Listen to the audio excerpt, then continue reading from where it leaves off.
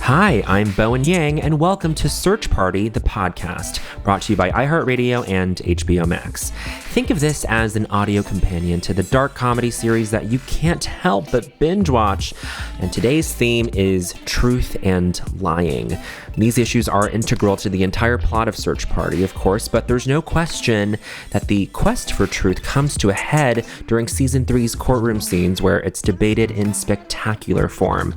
Speaking of which, today on the podcast, I'll be joined by Search Party co-creator Michael Showalter, who also plays Drew's boss, Max, as well as our celebrity guest, comedian and actress Michaela Watkins, who, among other things, you know as Search Party's tough-as-nails prosecuting attorney, Polly Danzinger. Come listen. Hi, how are you guys? We are well. I speak for all people. All people? All people are the worst version of well right now. Yeah. The theme of today's episode is truth and lying. I feel like both of you are familiar with that duality, wouldn't you say? That binary of truth and lies. Yes, I was showing you what lies look like when I said we are well. You think it's a lie? You think that's a dishonest thing to say? Well, I think I am well. I am well at the moment, but we are not well. No. No. We are unwell. Sure. We took that to be the subtext for sure. Yeah. Well, anyway, it's very nice to have you guys here. So on the subject of truth and lying, I want to start off this conversation by asking Michael, I guess, a lot about the conception of the show while you guys were writing, just making the pilot, making the first season. How much of the lead up to Keith's murder would you say sort of dealt with the truth in terms of Dory's journey to like find Chantal and then ultimately murder Keith? But then was there this understanding that Dory was going to struggle with perceiving this moment as self-defense or actual murder after the season 1 finale? So a couple of things. One, it's been so long now since we did that first season or it feels like it's been a long time, that my memory is probably a little off. Two is whatever I say is I may or may not be refuted by other people that you have on the show. That's fine. So I speak only for myself. Okay. Three, I will start with the first question and then answer the second, and then go to the second question. My recollection of the first season of the show was that we got very excited by the idea that Dory, I should say I got very excited by the idea that Dory is creating her own truth. Mm-hmm. And that if you extrapolate that a little bit, and it's sort of what ends up happening, which is if you want something to be true, then everything that comes in front of you could feed into that narrative. And so Dory has a truth that she's not even aware of, which is that Dory has cast herself as the lead in a narrative that she doesn't even realize that's what's happened, which is the narrative is she's solving this murder herself. She's solving or she's solving this unsolved mystery by herself in this sort of Nancy Drew, whatever you want to call it, way. And that it's giving her life meaning, because she doesn't have her life when we meet Dory is sort of meaningless. And that without even knowing it, she already knows how this narrative ends, which is that she's going to solve the crime. That's the narrative that she's feeding, is that, and in a way, it's a narrative that we all wish we could. And if you look at Serial, you know, when we were making this show, we started talking about Search Party right around the time that the first season of Serial came out. And so I think there was for people like us, there was a lot of wish fulfillment in that. Oh man, what if you just like dropped yourself down into some crazy murder mystery and solved it? You know, like there was something so alluring about like getting yanked out of your ho-hum life and sucked into this exotic, crazy murder mystery, right? And so Dory is in that narrative but doesn't know it. And so what's happening is everything that happens is a clue that's feeding a false narrative. And so if you were to unwind it, you could, and look at it from a different perspective, you could see that no matter what happened, she was going to make it mean what she wanted it to mean. I was going to say that like she finds this sort of opening to insert herself into someone else's narrative, which is Chantal going missing. But then the whole narrative that she wants to fulfill she wants to take to its full sort of realization is is built on this other false narrative that she and Chantal were very close. And I extrapolated it even further to say, we are Dory. We, the audience, are Dory, which is how boring would it be? Like, we're all partaking in this false narrative with her. Yeah. That Chantal is mysterious and and that they were friends, and that there's there's all these conspiracies floating around and like nothing is just actually what it looks like it is. Everything has hidden meaning and everything is something else, when in reality, no, it just was all exactly what it looked like it was. And so part of the idea was the unreliable narrator, and that the way in which the audience gets pulled into that we were also wanting it to be something real, and we were also wanting it to be some crazy thing, and that so that by the end of it, when the sort of the banality of it is revealed, the just utter nothingness of it is revealed, that we are also implicated in that, because we also wanted to believe that it was as crazy and as alluring and dangerous and whatever as Dory felt that it was. Wow. Do you feel like Dory remains the surrogate for the audience by, let's say, season 3? I mean, like, she starts out kind of guileless and she is a little bit compliant, and she sort of goes along with whatever circumstances get thrown her way. And of course, she's inserting herself into this search for Chantal. But then by season 3, I feel like the case that Polly makes is that she is this sort of morally bankrupt person who has manipulated the truth to such an extent that it's affecting people around her. This is like the never-ending discussion that we have about Dory, which is like the whole show in a lot of ways is about who's Dory. Yeah. Who really is she? And you're right that starting in season 2, you start to realize that she's the question. This isn't really an answering question. This is a larger question of just like, no, please. There's a sort of like a boundary that Dory crosses that cannot be returned from. Yeah. In her as a character. Like, she makes some choices that you can't go back from those choices and then say, oh no, deep down, she really is a good person.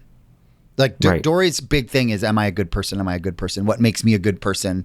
And again, these are things that other creators of the show will have, I'm sure, much more interesting things to say about it. But her battle is, am I a good person? Is what I did bad? Is what I did in response to what I did bad? Like and she's endlessly telling herself lies to feed a narrative for herself that she is a good person, because if she didn't see herself that way, then she wouldn't be able to keep going. Sure. But it's still so interesting to hear you talk about this in terms of how much of the foundational stuff you all laid out in the beginning of the show found these new contexts and environments that sort of still like dig deeper into that question of who is Dory. I was just going to say, one of the things I love so much about season 3 is like, you thought you knew everything about Elliot. Like, you thought Elliot couldn't get any more false. Like, and when that was one where the sort of the lie that Elliot is telling in season 1, we didn't think past that at first. No, that was the big lie. It hadn't been discussed that he was also lying about so much more. Right. But I do love, and this is all Charles and Sarah Violet, the bottomless pit of layers that are getting endlessly peeled off these characters. You know, you didn't think Elliot could be any more fake, but he is. Sure, because we don't even find out the origin story behind why he lies in this pathological way, because he meets his mom and then she's about to reveal something that happened to him in his youth that like has turned him into this person who lies on instinct. And then he gets this call and of course he runs away. But yeah, let's talk about season 3 in terms of the trial setting, because the trial itself sort of dominates season 3. And a lot of the character development from the first 2 seasons sort of comes to a head, and we see all these characters who do these sort of reprehensible things finally get tossed into this moral setting where the truth is like what's driving the entire persuasive element of a courtroom. Did you know back in the beginning of the show that you were building towards the trial when you were writing those seasons? It definitely came up. There definitely was a sort of a very broad, season 1, she's searching for the for the answer. In season 2, she's like being, like she's hunting in season 1, and in season 2, she's the hunted. And then in season 3, is the trial. Yeah. And then, so we had gotten that far, but we hadn't really unpacked it beyond that. We can quickly talk about Max as a character. He's Drew's boss, who you play, Michael. What do you think his role is in the show, especially in season 2, where he sort of becomes victim to Drew's architecture around lying? Like, he just sort of plants all these things to make Max seem like he's having sex with one of Drew's colleagues. So what happens with Drew and my character, which is really a tiny character, although we had discussed quite a bit the possibility that Drew has an affair with my wife.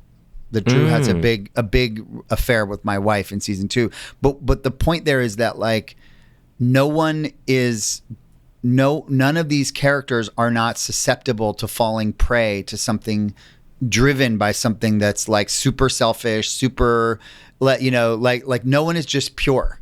None of the main characters are just pure. And I will only say that a lot of that I think was coming out of conversations in the beginning about like social media. Mm-hmm. A lot of the early conversations had to do with the way people, and this is not new, as a template, but the way in which people of that generation create themselves in social media. That there's that everyone has this created self, and then this true self. So everybody has a surface that's not true, and then multiple layers beneath that surface that are constantly revealing darker truths. And then the big question of all of it is like, do any of these things make you a bad person? Do any of these transgressions actually equal that you are a bad person? Absolutely. And I think you can take that application and bring it to Polly, I think, just to really smoothly segue into Michaela. Beautiful. Well, I feel like Polly is sort of, well, first of all, Michaela, let me give you the floor and just describe Polly to our listeners. How do you sort of describe Polly as someone who has sort of played her and been in a lived-in experience with her? I think that she is all about the truth. I think that she decides on a truth and then supports that truth. But I think that I don't think anything she says this entire season is a lie or wrong.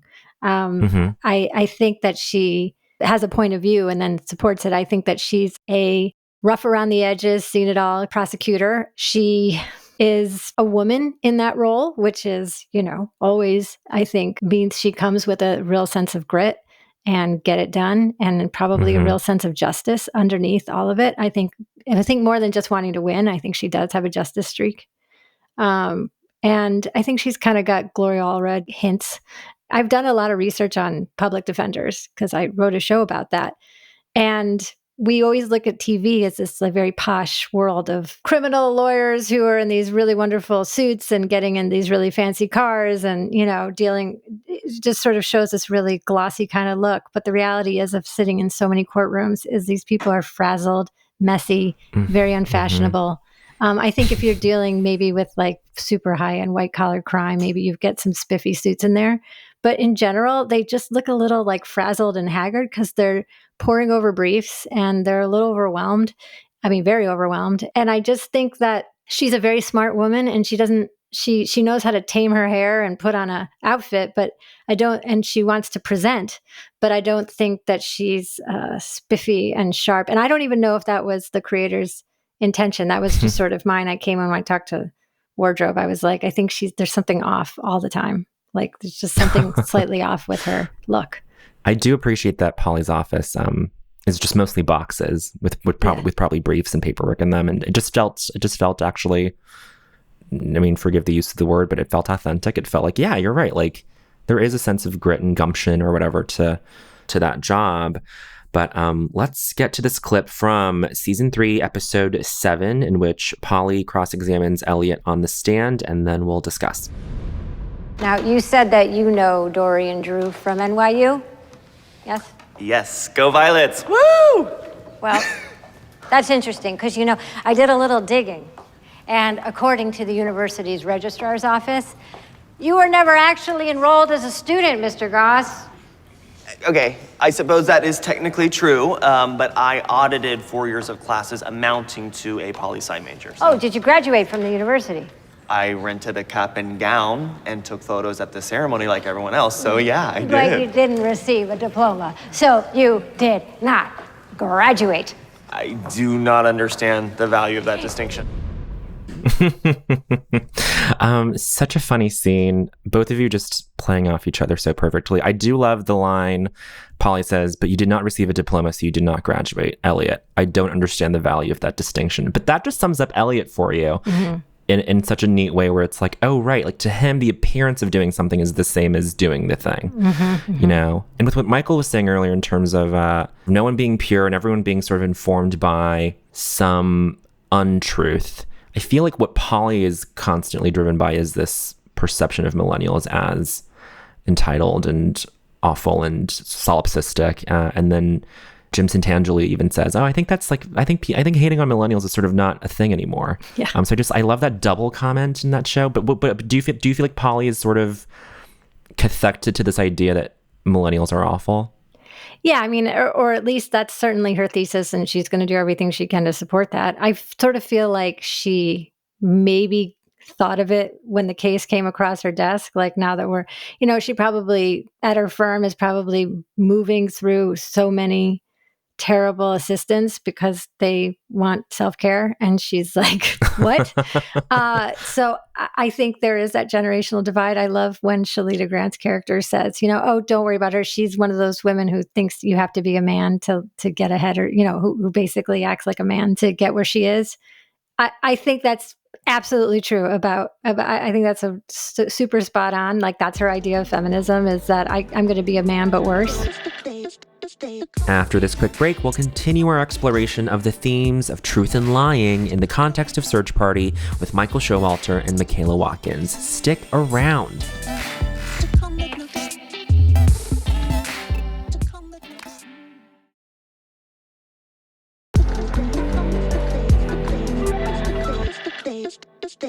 Listening to you talk, Michael, and hearing how the complexity with which you think of the characters, it's no wonder that you all found each other, because you created new paths in comedy where no man had ever gone before, or a woman. And same with Sarah and Charles, the way they see the show, the layers, the many, many, many layers that it can keep giving season after season, and just the way that it can take somebody like Dory, in who we meet, and we all relate to Dory because she's sort of like seemingly a very good person who's just moving through the world with a little, lost, but wants to help and has good intentions, all the way into season 3. And that now, the murder wasn't the problem. The murder was self-defense, Right. It wasn't the murder. Right. It's everything they did after that, and how that is how they're being defined. But I don't think Polly wasn't there. She doesn't know what happened, but she knows that something's off. All the evidence is there. They committed the murder. Right. The murder wasn't the problem, but the realization, the real problem was the realization that it was all untrue for me. So what part of it being untrue? Yeah. Everything that she thought was true was not true. I'm talking about season 1. Oh, right. Yeah. Yes, about I'm saying that scene at the end of season 1 where she's staring at herself in the mirror. What I think she's thinking is, I was wrong about everything, and then by proxy, if I was so wrong about everything, then I'm wrong about everything else.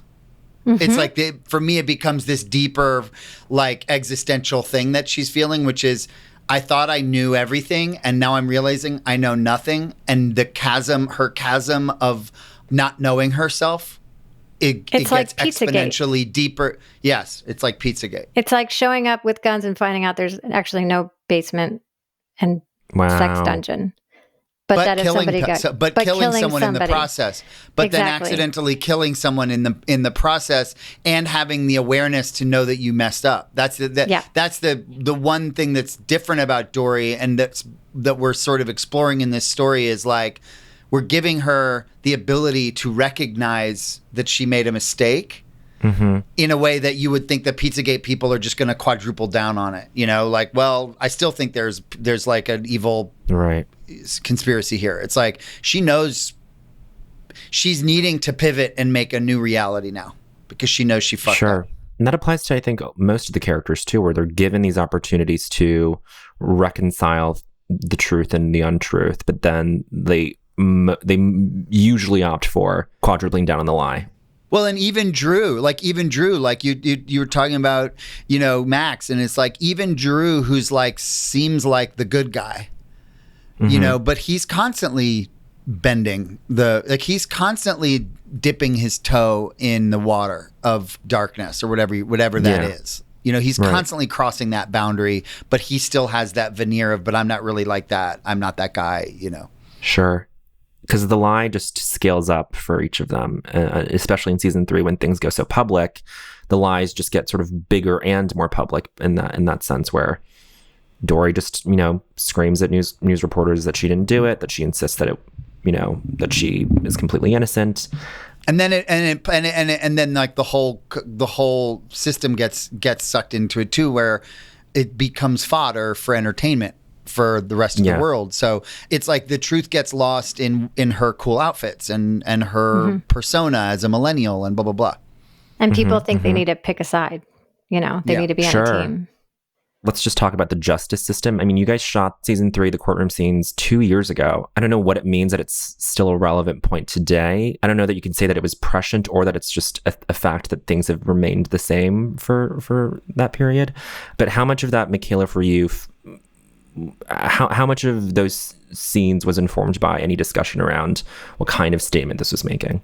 You know, I think that there was a sense of, I can't remember her name from Amanda Italy. Knox. Yes. Amanda Knox. I mean, it just has such Amanda Knox overtones. And I think we always think, is she the victim or is she a murderer? And what's just been amazing and sad for me is that I really wanted Polly to win. I really wanted Polly to win only because I want the truth to mean something. And then even though we shot it 2 years ago, it was clear that truth it's starting to lose its power.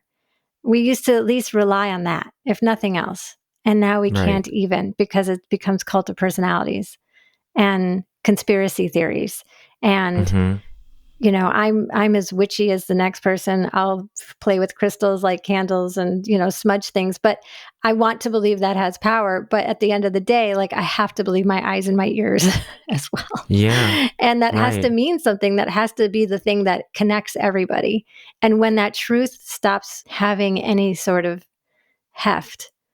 And I mean, I think the best example is probably with the pancake scene, which is, I was going to bring that up.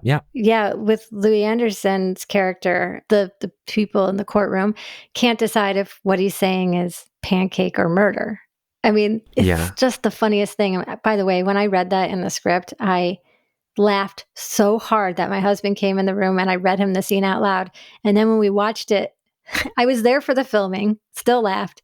And then when we watched it cut together, I fell off the couch and almost wet my pants. It's sustainably the most funny joke ever written in a script I've ever read in my entire life. And that's not like, I'm not just using superlatives. I'm telling you, like, I cannot believe how wonderful that scene is. But I mean, it is the power of suggestion and what you really want to believe and how nobody is a good witness.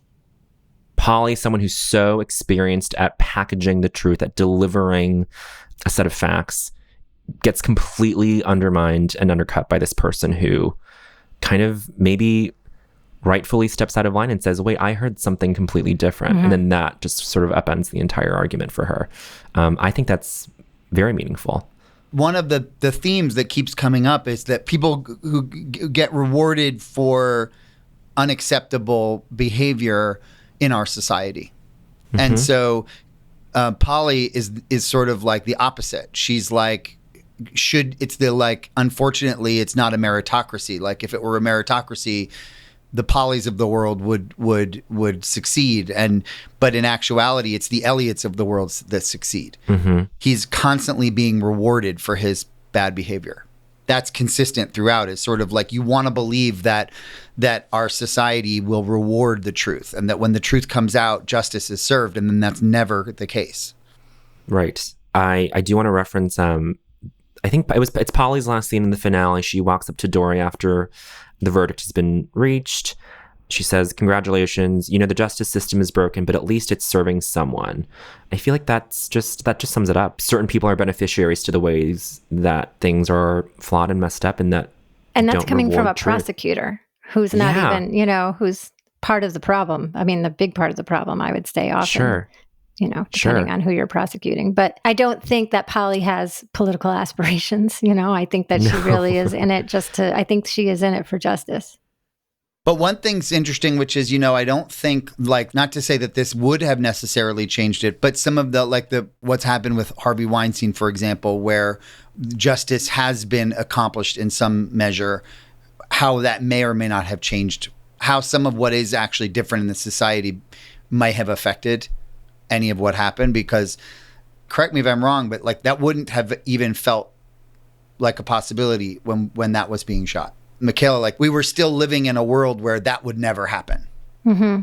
I don't think Harvey Weinstein's case is, unfortunately, the norm. I think it was the anomaly that made people really excited that there's a possibility that powerful men can go to jail. I mean, I think when you see Arpaio being pardoned in Arizona and then running, and when we have this monster and, in the White House, I don't think that we feel and justice has finally prevailed. I don't think we're there in any way, shape, or form. Right. No. But it's different. It is different. It's not, it's not nothing. Right. Not nothing. I want to play another clip. This is Polly's closing statement from the season 3 finale, episode 10. So let's go ahead and take a look. The truth about Dory Seif is that she couldn't get any job that she applied for. So she had literally nothing to do with her life. And that malaise turned into self-hatred. And that self-hatred turned into rage. And that rage burned so hot that the only thing that could put out that fire was the taste of human blood. I mean, first of all, it's just an incredible performance from Michaela, in my opinion. Thank you. I think we all agree that Polly is sort of on this quest for truth at all times, or most of the time. In this moment, I feel like she's serving up this version of the truth that Dory is this bloodthirsty, blood-hungry person. I don't know, that doesn't fully square with the person that she even is now. I mean, this whole closing statement culminates to Polly calling Dory evil. And she opens her statement by framing this thing to the jurors that, if Dory walked into your office for a job interview, you would be charmed by her. She's good looking. She seems competent. She seems authentic. But in actuality, she's this monstrous person who's committed this really heinous thing. And she, in an earlier episode, I think calls it a thrill kill, that she killed Keith as a thrill kill, which I would say is sort of true, but also it comes to this head in the closing statement where Dory is this evil, monstrous person that I think the audience is still debating. To Michael's point, is Polly referring to the person that we've met and that we've known this whole time, or the person that she is fast becoming?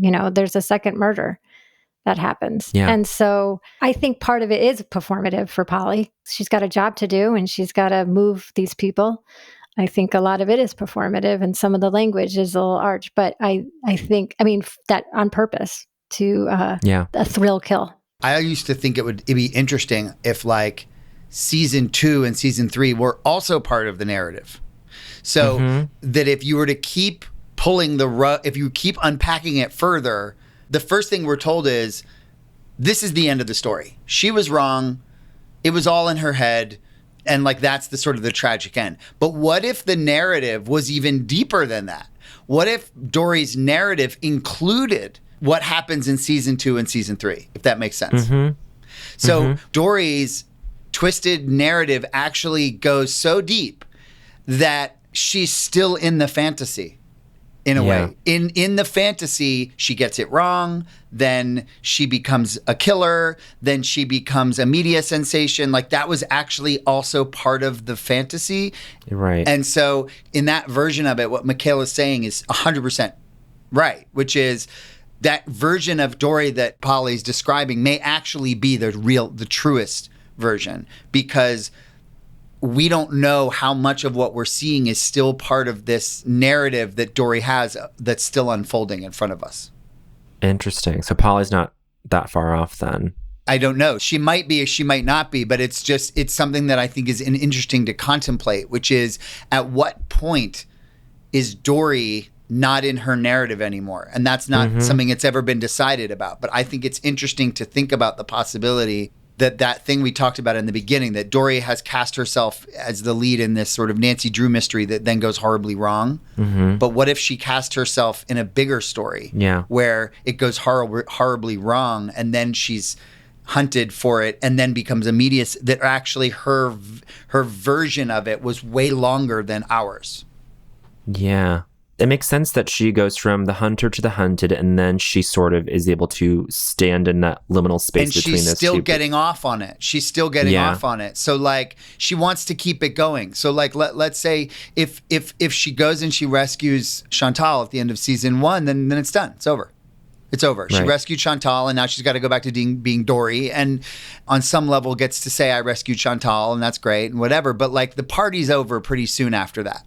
Everybody goes back to normal. But what if I kill somebody? Then maybe I can keep this going a little longer. Maybe I can continue to feel this level of relevance. She feels relevant. She feels relevant, and she feels like she exists in this very palpable way. She has feelings. She has all these feelings. Sure. So if she keeps doing it, then she gets to stay in that place. Because she, time and time again, she opts for the lie. She chooses to lie. So she's given an opportunity to be like, hey, we can do self-defense, or we can plead that you just weren't even involved. Because she wants to keep it going. Totally. And Michaela, I should ask, do you think Polly's approach would have been any different if Dory had pleaded self-defense? This is just a fun little Yeah, I think it would have really, she would have had to work really hard. I think it would have been, I think she would have turned it to the cover up then. Why did you cover it up if it was self-defense? Right. But I think that was Dory's, like in every season, Dory makes a fatal error in judgment. Right. In terms of her case, I think John Reynolds' character was absolutely right to be so just livid when she says that she didn't murder him. It wasn't self-defense. And he's like, but you did kill him, and it was self-defense. Like, that was the one thing it was. It's it's just the layers of these characters is just never ending. I cannot believe the complexity of every single turn in the show. You can't get ahead of it at all. You can't. And speaking of the complexity of the show, I do want to ask, was there this feeling that you and Charles and Sarah Violet were creating something that might even be too complex or too nuanced for an audience? I mean, because we're dealing with these dense things here. I think that we've been underestimating our audiences for so long. And that's what I love. It's that this, like the way Michael was a pioneer, I think these guys are pioneers. And they're always pushing for the big ideas. All those thematic ideas and those big things that they're aiming at are always very important, very important. And they're always aspiring. I see them always aspiring and pushing to achieve something that is working on both a deep intellectual level and also as just great entertainment. Even with the art, like I'm looking at, I have a whole bunch of Search Party postcards in front of me, like the different genres of movie posters that have inspired each season. Right. And they really think about that. That's like really in there, like, and the different kind of like cinematic references that are being brought into it, whether it's, in the costumes, Dory's red dress that she wears, and like, all of that stuff is like, they're endlessly motivated to care about those details. I mean, it just seems like most people just are so psyched when they just get their show on the air, and then they just want to make it as I'm like that. tidy as possible. I'm like that. I'm always the one being, I'm the one that's always like, it's good, guys. This works. It's good. Like, why are we still talking about it? Why are we still pitching on this one idea? What we have works. And I'm always amazed. And they're so thoughtful. Yeah, and I'm always amazed when 3 weeks later there's a better idea comes up that is because they're not satisfied with it just being good enough. Right.